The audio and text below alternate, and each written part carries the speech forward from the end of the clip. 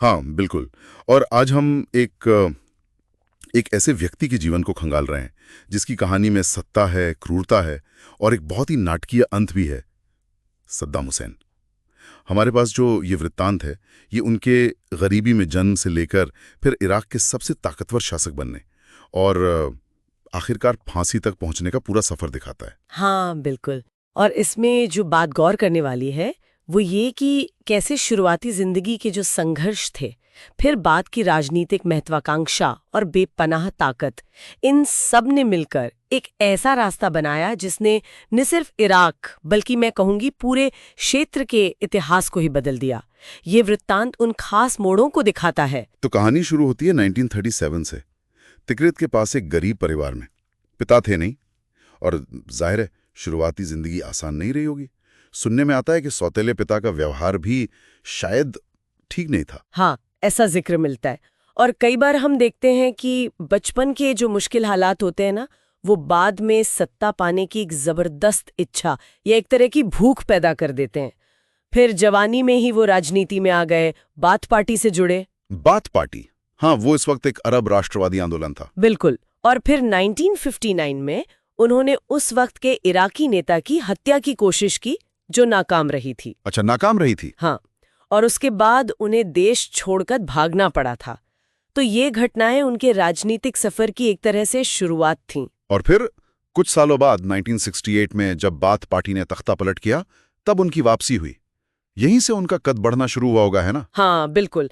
वो धीरे धीरे पार्टी में, फिर सरकार में अपनी पकड़ मजबूत करते चले गए और 1979 आते आते वो इराक के राष्ट्रपति बन गए।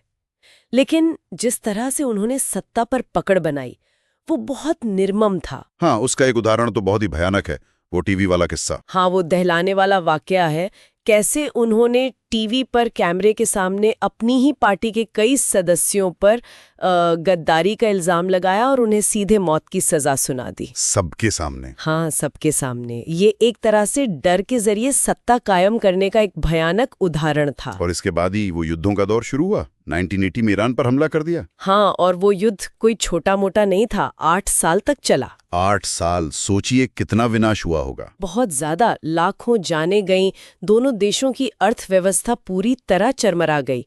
लेकिन हैरानी की बात यह है कि युद्ध खत्म होने के कुछ ही साल बाद 1990 में उन्होंने एक और बड़ा कदम उठा लिया, कुवैत पर कब्जा। हाँ, अपने छोटे से अमीर पड़ोसी पर कब्जा। इसने तो पूरी दुनिया को चौंका दिया था। बिल्कुल। और इसी की वजह से फिर वो पहला खाड़ी युद्ध हुआ अमेरिका के नेतृत्व में, जिसमें इराक की हार हुई थी। लेकिन सद्दाम फिर भी सत्ता में बने रहे। ये भी अजीब बात है। हाँ, वो बने रहे, लेकिन अंतर्राष्ट्रीय स्तर पर बिल्कुल अलग थलग पड़ गए थे। और यहीं उनके शासन का एक और बहुत ही काला अध्याय सामने आता है, जिसका जिक्र इस वृत्तांत में बहुत गंभीरता से है। अपने ही देश के उत्तरी हिस्से में कुर्द आबादी पर रासायनिक हथियारों का इस्तेमाल। ओह हाँ, हलबजा वाला नरसंहार। हाँ, हलबजा और दूसरी जगहें भी। हजारों बेगुनाह लोग मारे गए, औरतें, बच्चे, सब। ये तो मानवता के खिलाफ अपराध है, सीधा सीधा। बिल्कुल। और यही वो चीजें थीं जिनके आधार पर बाद में उन पर मुकदमा चला। ये दिखाता है कि जब सत्ता पर कोई रोक टोक ना हो तो इंसान किस हद तक गिर सकता है। और फिर कहानी का अंत नजदीक आता है। 2003 हाँ। अमेरिका और उसके सहयोगी देशों ने इराक पर हमला किया। सद्दाम कुछ समय तक तो छिपे रहे। हाँ, लेकिन ज्यादा दिन नहीं।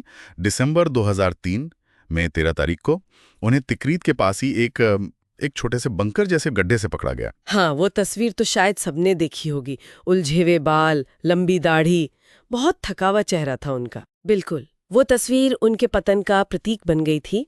फिर 2005 में मुकदमा शुरू हुआ। आरोप क्या क्या थे? कई गंभीर आरोप थे।